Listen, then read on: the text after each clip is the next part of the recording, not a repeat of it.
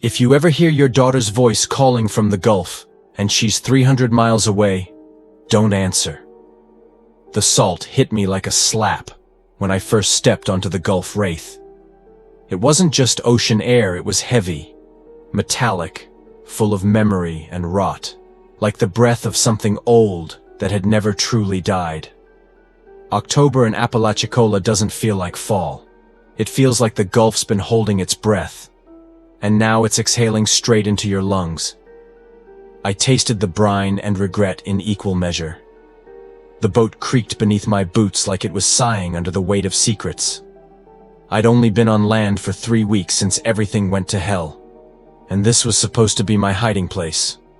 A working trawler, 73 feet long, diesel stinking and barnacle covered, captained by a woman who looked like she could outpunch a hurricane. Her name was Vera Santos.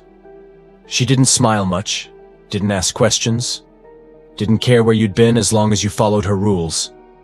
And the moment I stepped aboard, I knew this wasn't just a job. This was penance. This was survival. The radio crackled in the wheelhouse, spitting static and half songs that didn't belong to any station I knew. I tried not to listen too closely. Down here, on this stretch of water older than the country itself, the past had a way of whispering back. This wasn't some haunted hotel story or ghost in the mirror nonsense. This was the kind of real horror story you can't turn off. The kind that doesn't end when the sun comes up. Vera handed me a slip of paper, 6 rules, ink-faded and salt-stained. You follow them, or the Gulf takes what it wants, she said. I didn't know it yet, but that boat would teach me how the dead remember, how the living forget, and how some debts don't drown, they wait. There are boats you board for money, and there are boats you board to disappear. I thought the Gulf Wraith was the first kind. I was wrong. The salt stung my nostrils before I even stepped off the dock. It didn't smell like beach vacations or fresh sea breeze. It reeked of rust, diesel, and something older, like wet rope and forgotten things. The Gulf Wraith rocked gently at berth, a 73-foot shrimp boat refitted for odd jobs and fuel stops. But it looked more like a floating graveyard. Her hull was barnacle-bitten, her paint long since surrendered to the sun, and her name was barely legible beneath layers of salt crust and old damage. But I didn't care. I wasn't looking for pretty. I was looking for gone. This was the kind of job you take when the walls are closing in. No questions asked. No paperwork. No badge ever knocking. I'd been running for 3 weeks since the night everything unraveled in Miami. I had burned every bridge I didn't jump from. Smuggling routes gone. Friends gone. Crew gone. Because I made sure they took the fall instead of me. It was either save my skin or sink with them. And I chose the only thing I've ever really trusted: survival. That kind of choice doesn't leave you clean. It leaves you looking for places no one wants to look. Places like Apalachicola. October in Florida isn't cool. It's thick, muggy, heavy. But the air here, it felt weighted with something else. Like walking through a memory that wasn't yours. The seagulls were quiet. The marina nearly deserted. Just me. A duffel bag. And this creaking vessel that might as well have had a skull and crossbones flag fluttering over her. Vera Santos met me by the gangplank. 60-something, lean, salt-eyed, and radiating the kind of no-bullshit energy that made me shut up before I spoke. She didn't shake my hand, just jerked her chin toward the boat and said, "If you've got ghosts chasing you, keep 'em topside. The ones down here bite back." I didn't laugh. Neither did she. The Gulf Wraith groaned as I stepped aboard, like it already knew my weight. And somewhere in the wheelhouse, I swear I heard the radio hiss, not static, but breathing. Vera didn't waste time with small talk. She moved like she'd already judged me, and I hadn't passed or failed, I just was. She led me down the narrow gangplank without looking back. Her boots thudding on the old wooden slats with the certainty of someone who'd made this walk through every kind of storm. The deck smelled like sun-baked fuel and rotting salt. Nets coiled neatly beside rusted fuel drums. Everything about the boat screamed utility, not welcome. "You live below deck," she said, pointing to a narrow hatch near the stern. "It's small. Private. Nobody bothers you unless you break the rules."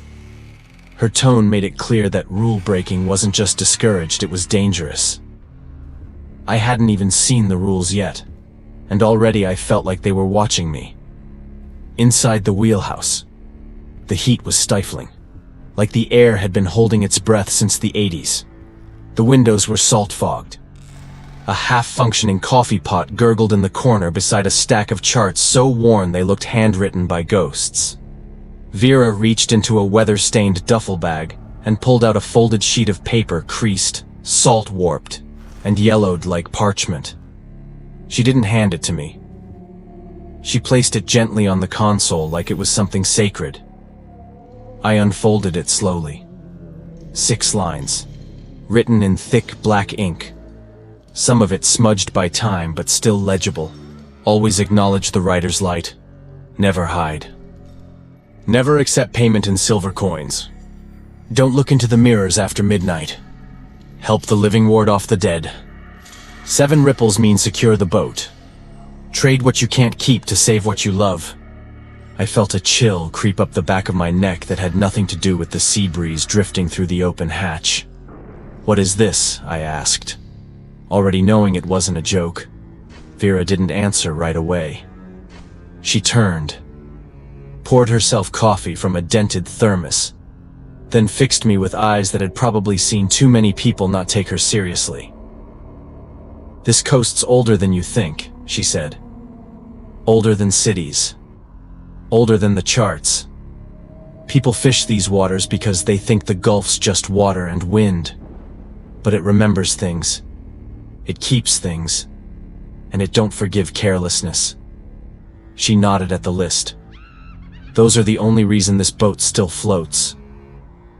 Her voice didn't rise, didn't shake. But the weight in it made me feel like I was holding a loaded weapon made of paper. I looked back down at the first rule. "What's the writer?" I asked. Vera took a long sip of coffee, wiped her mouth with the back of her hand, and stood up.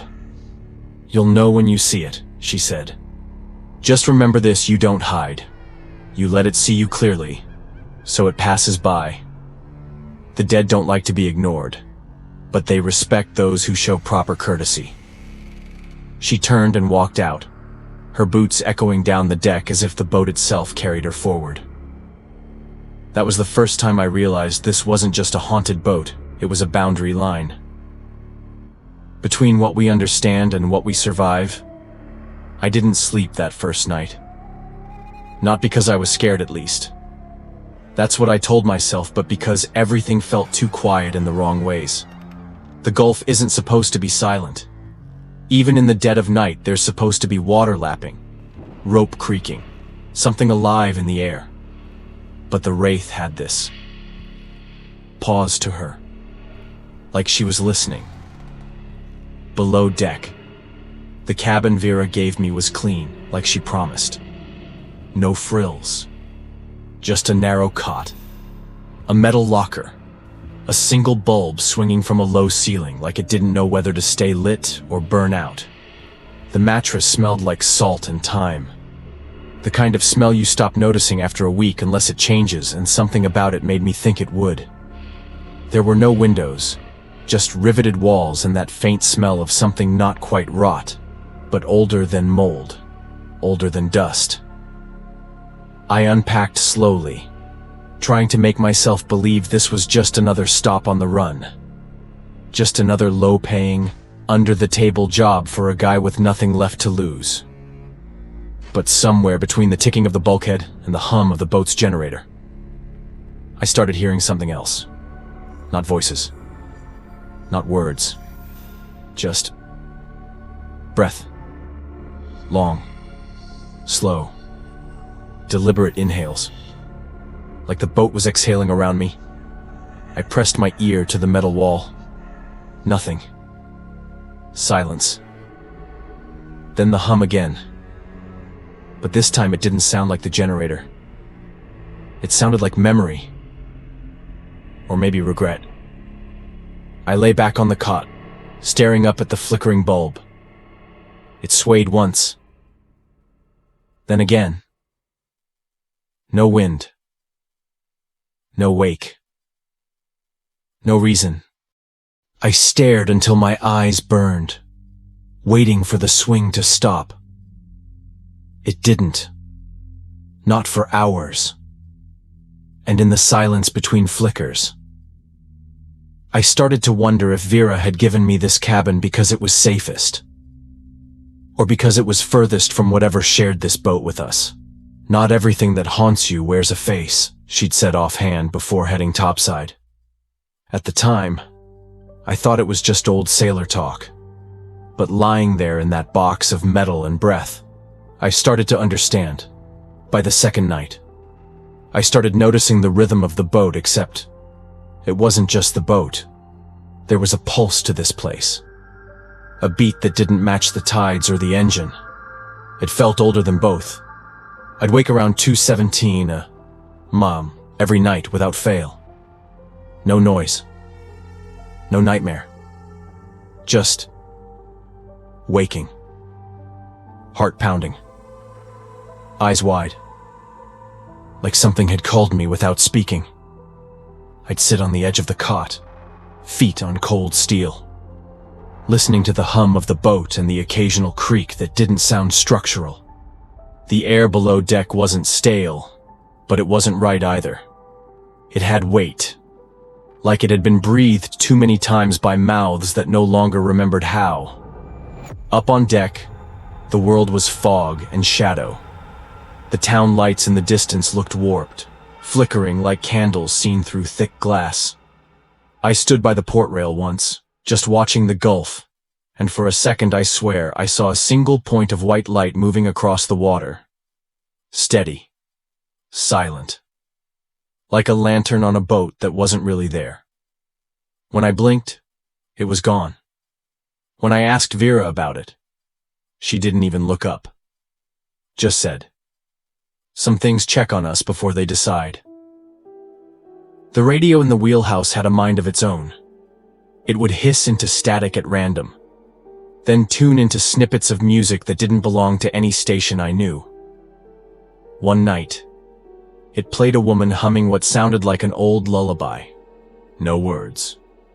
Just the kind of melody you might hear from behind a closed door in a house nobody lives in. I shut it off. 2 minutes later, it turned back on. No one touched it. I started to keep a notebook. Times. Sounds. Shifts in air pressure. The way the fog moved against the wind. The rules helped me stay grounded, but they weren't enough to explain what the Gulf Wraith actually was. This wasn't just a haunted boat. It was a place shaped by memory, regret, and something that never left the water. I got used to watching the water more than sleeping. It wasn't fear. Not exactly. It was the feeling you get when you're in someone else's house and they haven't said whether you're welcome. I'd lean against the port side rail, just above the fuel drums, sipping gas station coffee that tasted like burnt rope, watching the fog roll in off the bay. Some nights it would just hang there, lazy and quiet. Other nights it moved too fast, like it was looking for something, or someone. Vera always seemed to know when the air changed. I'd hear her boots before I saw her, climbing from the engine bay or emerging from shadow like she was part of the ship itself. She'd check the lines, test the radios, tap the deck with her knuckles, every movement careful, measured, ritualistic. She never explained what she was doing, and I never asked. Sometimes, understanding isn't survival, obedience is. I started mimicking her routines. walking the edge of the deck, checking the same hatches, listening for the same silences. And the more I mirrored her, the quieter the strange things became. Not gone, just waiting. She'd glance at me occasionally and say things like, "You're settling in faster than most. That's good. Means the boat don't hate you." One morning she handed me a spool of nylon line and said, "Start mending nets. You need to learn what holds and what tears." The task seemed menial, but I didn't argue. My hands moved slower than hers, but I learned. And while I worked, she told me about the ones who didn't last. The deckhands who broke rules, took shortcuts, or tried to pretend none of it was real. Their names weren't spoken, just their fates. "This place doesn't punish you for disbelief," she said, pulling tight a knot that looked older than I was. "It punishes you for disrespect." That was the moment it clicked. This boat wasn't just haunted, it was bound. Bound by rules, by memory, by something older than maps. And if you broke that balance, the water didn't just take you, it remembered that it had to. The man didn't come from the dock. That's what stuck with me. I never heard footsteps, never saw a boat. One minute the pier was empty. The next, he was standing by the pump like he'd been waiting for me. He wore a faded yellow slicker, the kind old-timers wore back in the 60s. His boots were soaked, but there was no water dripping. No trail. No sound. He didn't speak at first, just held out a rusted military-style gas can. Eyes shaded under a salt-crusted cap. 10 gallons. "Regular," he said, like it was the most ordinary thing in the world. I filled it without thinking. Routine kept my hands busy, but my mind, it was catching up. His voice had an accent, but not the kind from around here. Flat. Formal. Like someone who'd learned English from a manual, not from conversation. When I handed him the pump handle, he pulled out 3 coins. They landed in my palm with a weight that didn't make sense. Cold. Dense. Whispering. Not literally, but it felt like something brushed the inside of my skull. Each coin had a face I didn't recognize. A king. Maybe. A cross. A shipwreck. They were too old to be real, and too solid to be fake. He nodded once, tipped his hat, and walked back into the fog. No boat, no engine, just gone. Like he'd never been there at all. I looked down. The pump read 0 gallons dispensed. The tank was still full. That was the first time I questioned if everything I saw on that dock was real.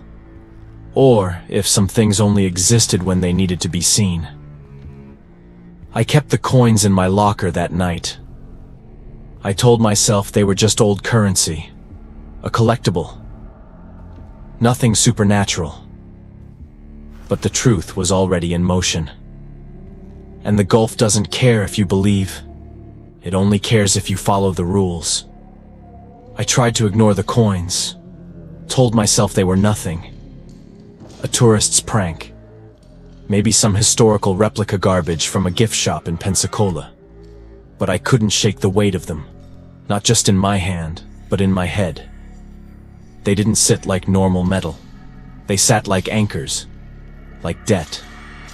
That night, after the shift, I pulled them out and laid them on the metal desk in my cabin. They didn't reflect light properly. You know how silver's supposed to gleam under fluorescence. These absorbed it. The edges felt too sharp for something worn smooth by age. One of them even had a mark that looked hand-carved, a symbol like a compass turned inward. The radio popped on by itself around 3:12 a.m. Not a song. Not a station. Just the sound of a match being struck. Over. And over. And over. I unplugged it. It kept going. I turned on the faucet in the sink just to break the silence. And the water came out thick for a second, brackish. Like the bay. Like it hadn't been filtered through anything but time. That morning, I brought the coins topside. I didn't even get 2 steps out of the hatch before Vera caught me. Her eyes went hard in a way I hadn't seen before. Not angry. Afraid. She didn't even let me speak. Just said, "Rule number 2. Never accept payment in silver coins. Dead sailors don't need change and they don't like being turned away empty-handed."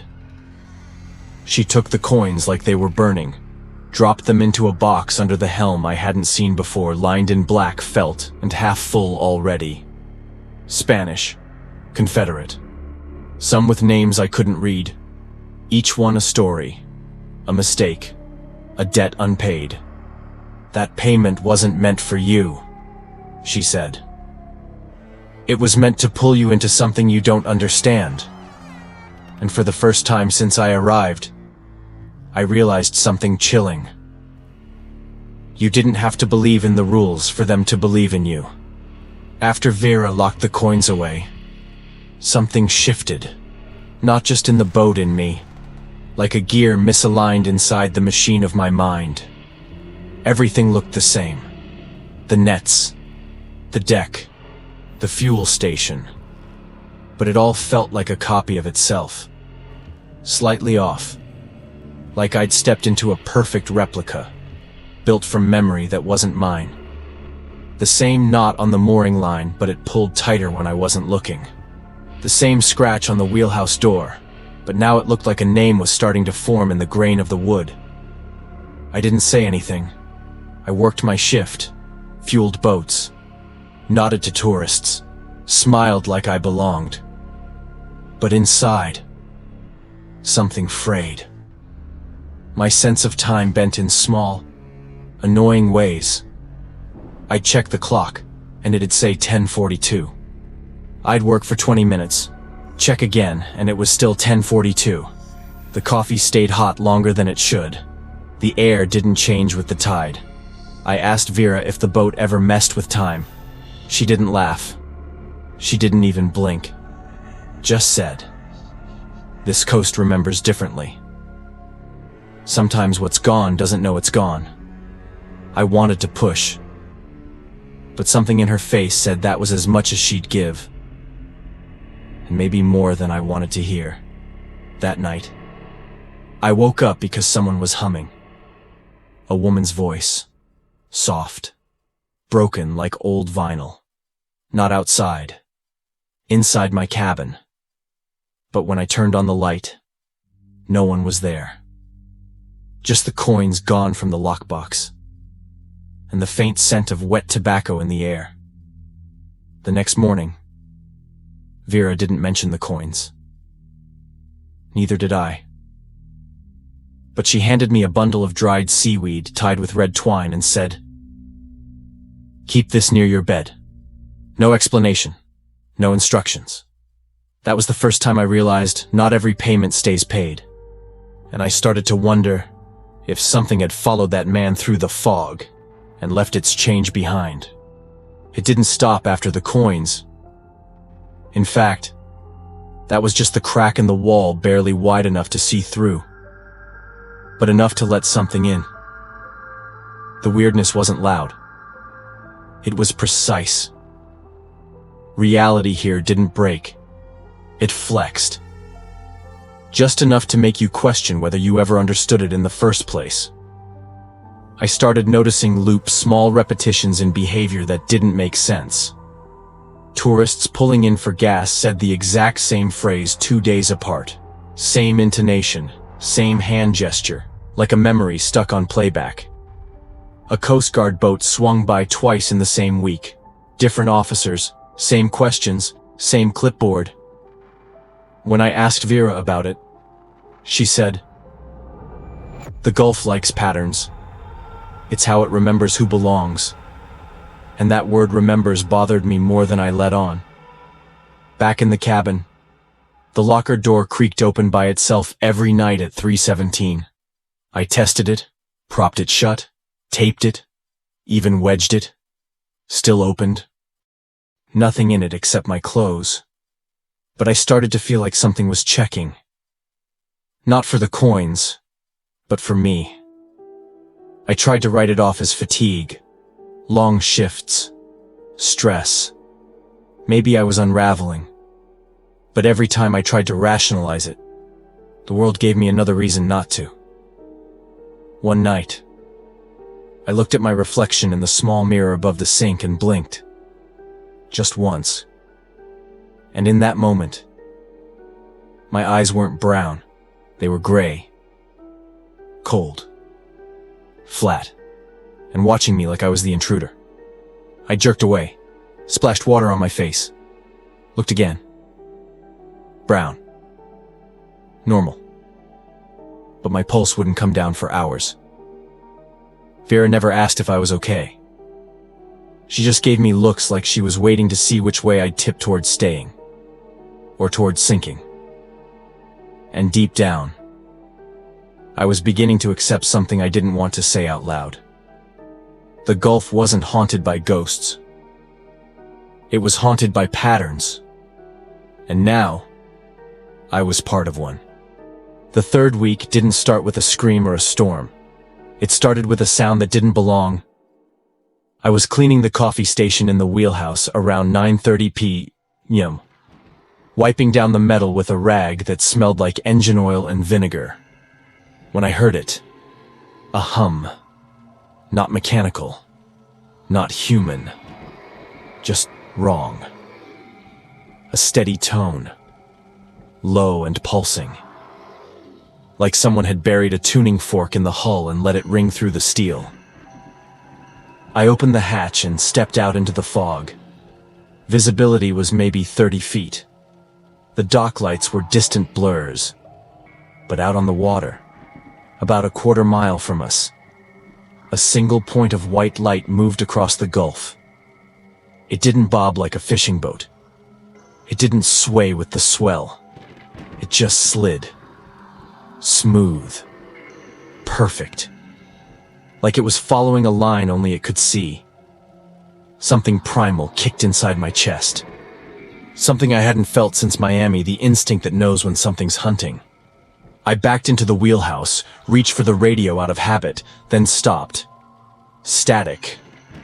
But not empty static. Voices. Layers of them. Children singing in languages I didn't know. Chanting that rose and fell like it was tied to the tide. A woman crying softly between the channels. Then I saw Vera. She was already moving. No hesitation. Just control. She flipped on the deck lights, full brightness, and pushed open the wheelhouse door. "Come on," she said, not looking at me. I followed her out into the humid dark. The light on the water stopped moving. It was watching us. I could feel it in my teeth, in my spine. Like heat from a fire that hadn't been lit.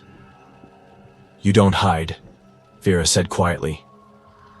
"Let it see you, so it knows you're not what it's looking for." We stood in silence while the light hovered. Fog curled around it like it wanted to be close. The moment stretched thin. I wasn't breathing. I wasn't blinking. I was trying not to exist. Then the light moved. Slid north along the coastline. Vanished into deeper water. I didn't speak for a long time after that. Because deep down I knew that wasn't a ghost. That was a search. And next time, it might find what it's looking for. The next few days blurred. I couldn't tell if I was sleeping or dreaming with my eyes open. Vera didn't speak much, just handed me tasks like nothing had happened, like we hadn't stood in the presence of something that wasn't meant to be seen. But it was in the silence that everything got worse. Reality started, skipping. I'd be scrubbing down the fuel rig, blink, and suddenly I'd be back inside the cabin, my hands dry, my mouth full of salt. One morning I found the nets already mended, perfectly coiled. But I didn't remember touching them. I tried writing things down. Times, tasks, names. But the ink smeared itself. Literally. I'd write a Word doc, fog, coin, and watch the letters fade or rearrange like they didn't want to be recorded. That's when I knew it wasn't just the boat. It was me. I was being rewritten. Vera noticed. She always noticed. She slid a small brass bell across the table toward me without a word. I looked at it, confused. "If your reflection ever blinks when you don't," she said, "ring it. Loud." She didn't elaborate. Just went back to prepping lines like it was any other Tuesday. That night, I saw the reflection again. I wasn't even in front of the mirror. I passed the porthole window in the hallway and my reflection was already there, waiting, smiling.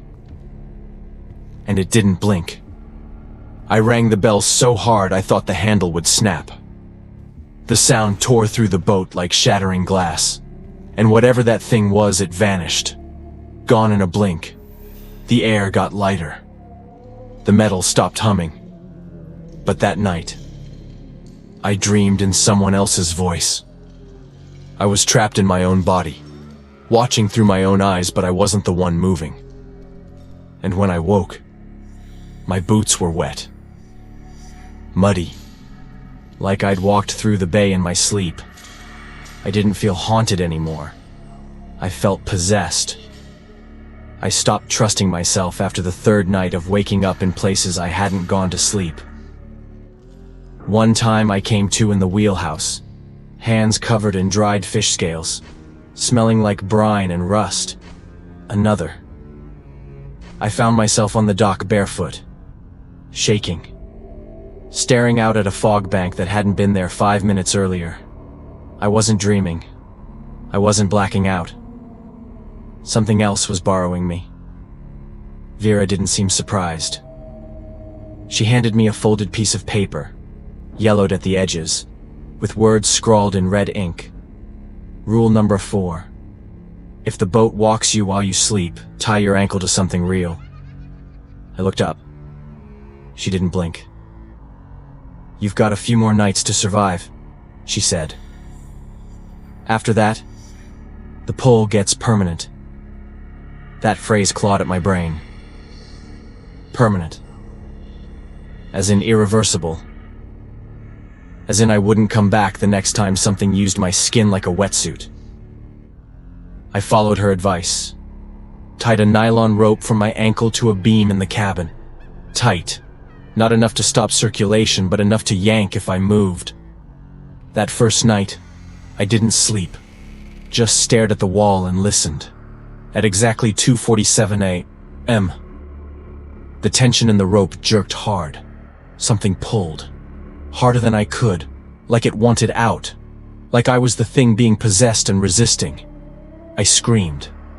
Not out of fear, but out of fury. Out of the terrifying knowledge that I wasn't alone in my own body anymore. The rope held. Just barely. The cot scraped against the metal floor.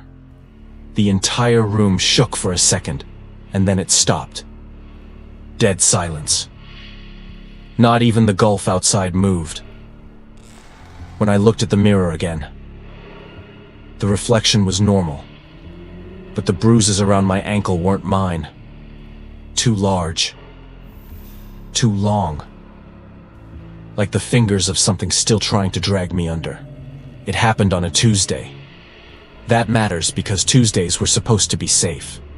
According to Vera, the Gulf doesn't hunt on Tuesdays. It remembers. But that night, it didn't remember me. It punished me. I was working the net rig on the starboard side when I heard the bell, the one Vera gave me. But I wasn't ringing it. I wasn't even near it.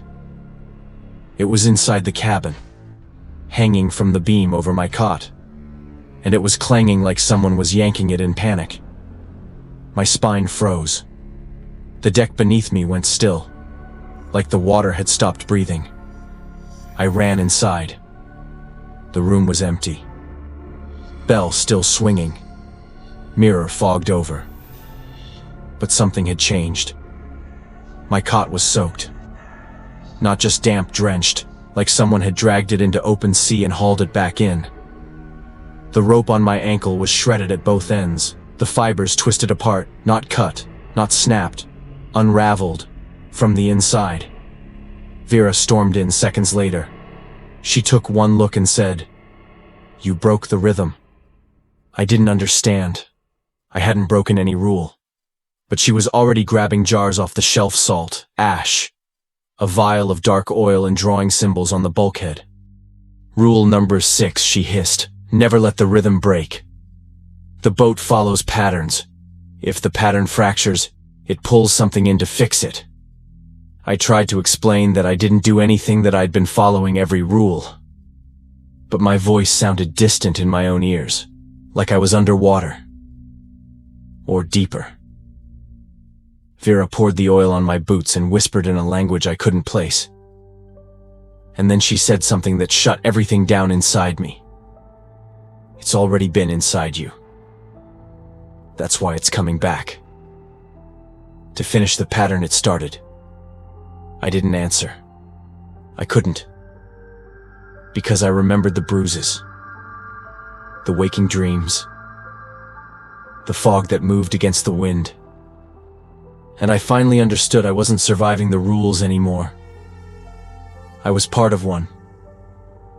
After the incident with the bell, Vera stopped treating me like a trainee. She started treating me like a liability. She didn't say it outright, but I felt it in every glance, every silence. The boat didn't just haunt me anymore, it marked me. I wasn't just on borrowed time. I was on borrowed identity. The crew, what few of us were left, kept their distance. One guy named Tom stopped speaking to me altogether. He'd mutter prayers in a language I didn't recognize when I passed by. Wouldn't meet my eyes. One night, I caught him smearing something thick and black on the hatch handle. Vera didn't stop him. I asked her what it was. She said, "Tide mark. Keeps your reflection from crossing over." Then she looked me straight in the face and added, "If it hasn't already." That night, I locked my door. First time I'd ever done it. I didn't trust what might try to come in, or worse, what might try to go out. At exactly 3 meow, I woke to the sound of my own voice whispering from the other side of the door. It wasn't a dream. It was my voice. But too calm. Too steady. Like a version of me that had never been afraid. It said things I didn't understand. Snippets of names. Coordinates. Latin prayers. The water takes. It said. But only what was promised. The handle jiggled once. Then silence. When I opened the door at dawn, there were wet footprints leading away from the threshold. Barefoot. Too long to be mine. Vera didn't ask what happened. She just handed me a knife with a handle wrapped in red twine and said, "Next time it speaks with your voice, cut it off before it finishes the sentence." That was when I realized this place didn't need ghosts to be terrifying. All it needed was a version of you that didn't want to leave. I asked Vera, finally, what the Gulf wanted, what the boat wanted, what any of this meant. I didn't expect a straight answer. What I got wasn't an answer. It was a story. She told me the boat used to belong to her father, a shrimper. Hard man. Quiet. Came home once with a shoebox full of teeth, not his, not human, just teeth. All shaped the same, all facing inward. He told her never to ask, just to listen, because the water knows names, and it never forgets a voice. When he died, she took over. The day she did, a fisherman showed up with a coin identical to the one I received. He handed it to her, said nothing, and walked into the ocean. Never surfaced. Never found.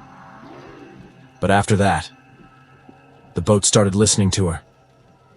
Nets filled faster. Fog broke when she spoke. Radios stopped picking up normal stations. She said, "That's the trade. Control in exchange for remembering what shouldn't be remembered." I laughed. Not because it was funny, but because I realized how fragile my own thoughts had become. She said it like she was telling me how to change a tire, and I believed her. Not because I trusted her, but because everything else I trusted had broken. Then she told me something that snapped the last thread holding my sanity. "You've been here before." I stared at her. She nodded. "Not just here. This job. This boat. This gulf. You came last year. And the year before. Always under a different name. Always thinking it's your first time. But it never is. You're part of the pattern. You're what keeps it going." I didn't speak. I didn't breathe. Because deep inside, I knew she was right. And nothing. Not the fog. Not the voice. Not the coins was as terrifying as realizing I'd forgotten this horror. Over and over again. I didn't believe her, at least. Not at first.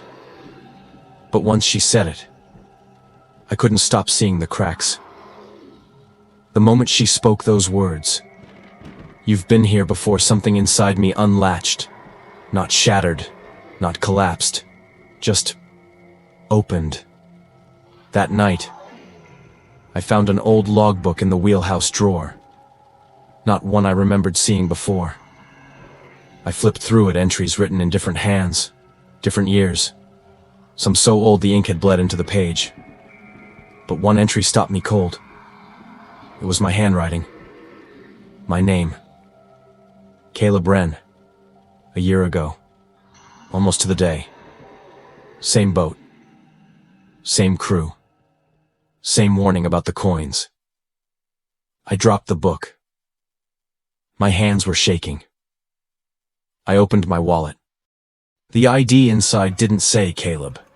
It said Mason Holt, and I had no memory of ever being called that. But the face was mine. I ran to the mirror. For a second, my reflection didn't follow. It stared. It smirked. And then it synced back into place like a VHS tape catching up. That was when I realized this wasn't a haunting. This was a loop. Not of time, but of identity. The gulf didn't just take people, it recycled them. Wiped the slate. Started over. Left just enough fear behind to keep us obeying the rules. I wasn't escaping this place. I was orbiting it. And each time I came back, I remembered less. Vera had said the boat follows patterns. But I wasn't following one. I was one. And now that I'd remembered that much, I was starting to understand why some things are better left forgotten. I started testing reality like a kid prodding a dead thing with a stick. I needed to know if it was still alive or if I was the one that wasn't. I skipped tasks, broke small routines, put the left boot on first instead of the right. Every time I disrupted the pattern, something responded. Subtle at first. A light flickered. A seagull hit the window. Dead on impact. But then it escalated. I refused to check the nets one morning. That night, the boat groaned like it was sinking. But when I ran outside, the sea wasn't there. Nothing was. Just black. Endless black where water should have been. I turned around. The door to the cabin had vanished. I was standing on a deck that didn't exist, floating in nothingness, lit only by the red pulse of the emergency beacon. Then Vera's voice, not from a speaker, but from inside my head, calm, unforgiving. You can't break a pattern you agreed to. The blackness swallowed the boat, and I woke up in my cot. Dry, normal. Except the date on the wall calendar had reset to the first day I arrived. Again. Same logbook in the drawer. Same coin on the desk. Same fog rolling in from the north. Like I was rebooted. And I had no idea how many times I'd already been through this. I looked in the mirror. This time I didn't blink. Neither did it. That's when I stopped asking questions. Because I realized I wasn't fighting to remember. I was being punished every time I did. And worse, the part of me that wanted to forget was winning. I confronted Vera. Not with anger, with desperation. I needed a way out. A real one. No more riddles. No more cryptic warnings. Just one answer. How do I stop this? She didn't look surprised.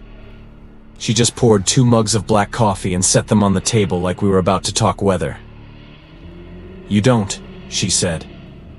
Silence. Then she added, the Gulf doesn't want you dead. It wants you quiet. That's why forgetting is the only mercy it gives. I felt something inside me fold. Not break, just fold. Like an old map being tucked away. I asked her why she could remember and I couldn't. Why I was stuck in this loop and she remained the constant. She looked at me with pity. Real pity. The kind you give a drowning man who doesn't know he's already underwater. Because I gave up fighting it. That's the final rule. Caleb, or whatever your name used to be. The ones who remember too much either vanish or become part of the water. I asked what happened to those who survived. They forget. She said. They start again.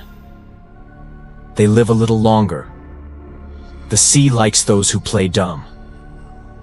And then she told me the truth that undid the last of me.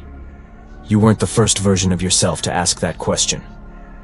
She opened a drawer. Inside were wallets. Dozens. Maybe hundreds. IDs with different names. Different cities. Same face. Mine. Some clean. Some stained with salt. One still wet. My hands shook as I picked them up. Layer after layer of me. Shed like old skin and forgotten like bad dreams. I didn't know what was worse, realizing I'd been here before, or realizing I might have chosen to come back. Because maybe deep down, some part of me believed it's easier to relive hell than to face whatever's left outside of it. I packed without knowing why. My hands moved on their own.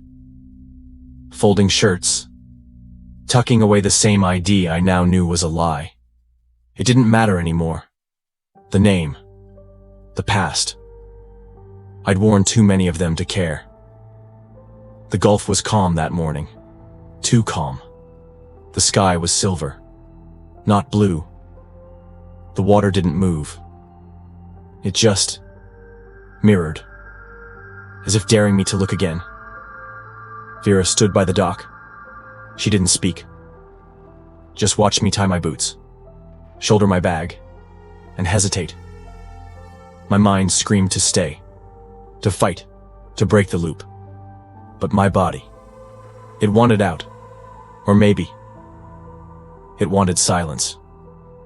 She handed me one last thing. A coin. Not gold this time, black, like scorched iron. Cold as ice. No inscription. No rules. Keep it, she said.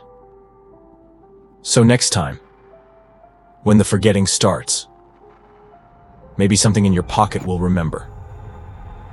I walked. Past the nets. Past the bell.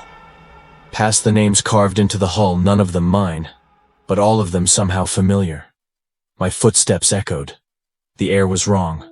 The sun didn't cast shadows. And when I reached the end of the dock, I turned back one last time. The boat was gone. Not vanished. Not sailed off. Just no longer there. And in that moment, I didn't feel relief. I felt hollow, like something had been peeled away from me. Something I never knew I had. A voice. A memory. Maybe even a soul. I checked my wallet again. New ID. New name. And this time, I didn't flinch. Because the scariest thing wasn't what the gulf took from me.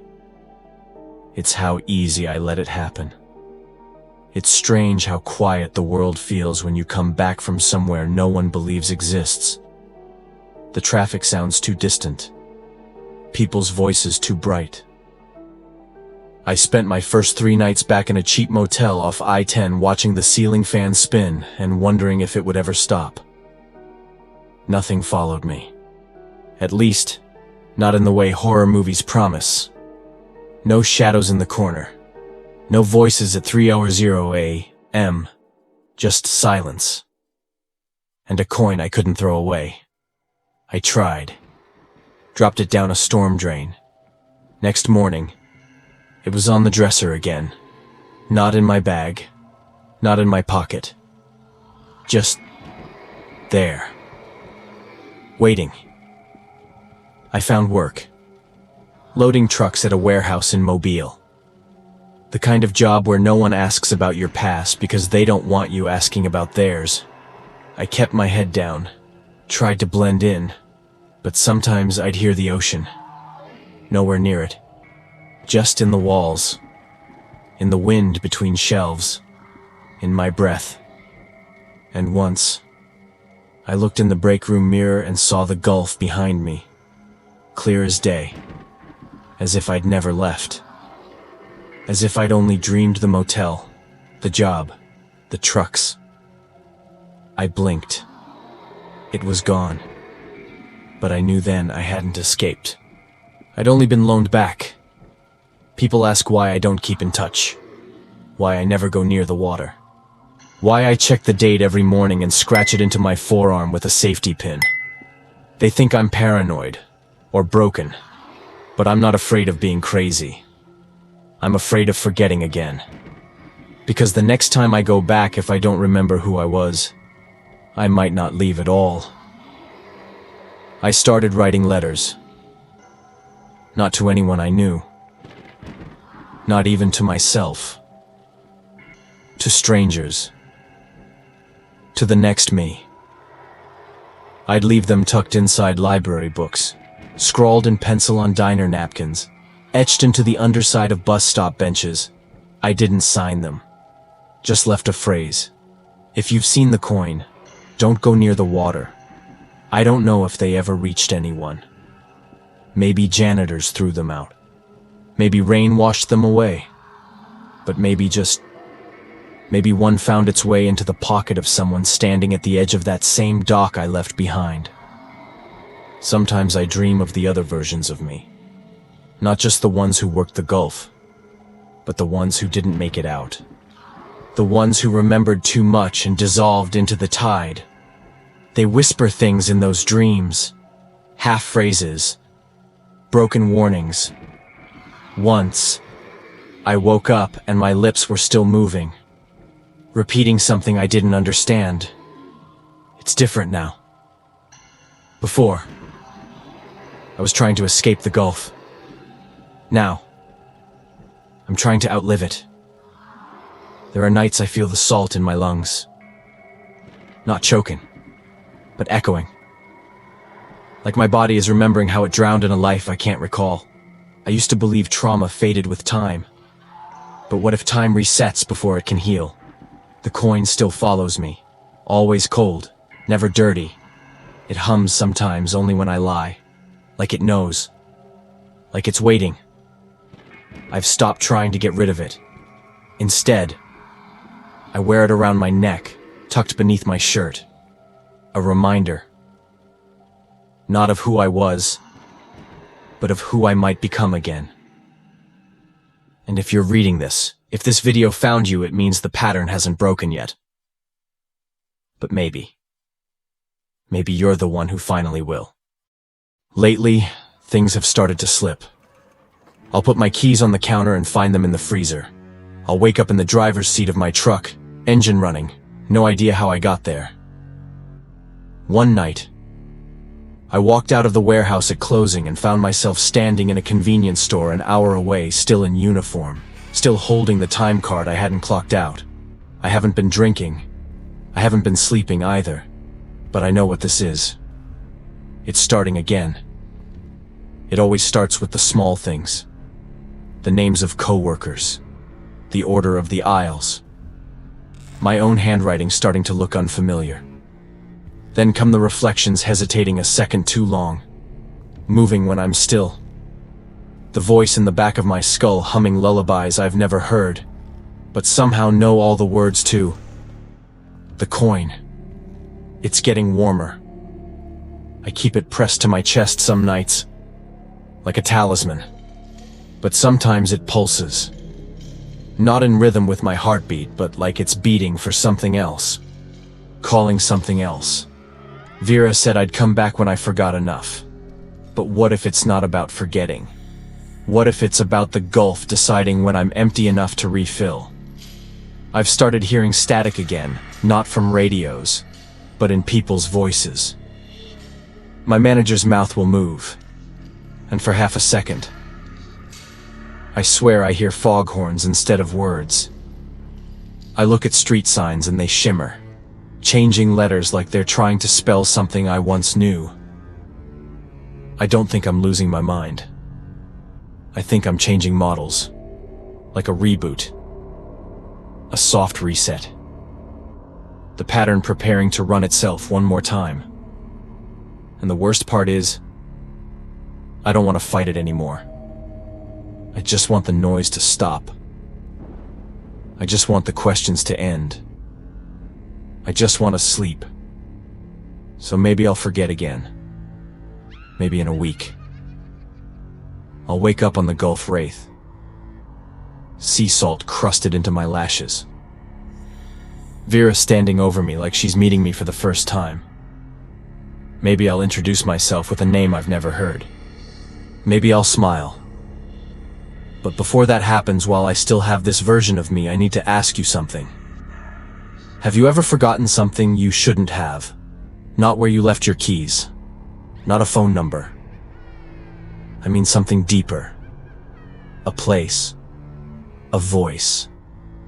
A memory that echoes without shape or source. Maybe it's not just forgetfulness. Maybe something wants it gone. Maybe something wants you gone. Maybe you've already been here. Maybe this video isn't the first time you've seen this story. Maybe it's the first time you've remembered it. And if any part of this felt familiar, if something inside you whispered, I know this before your brain could catch up, then do me one favor. Drop a comment. Tell me what you felt, what you remember. Save this video. Share it.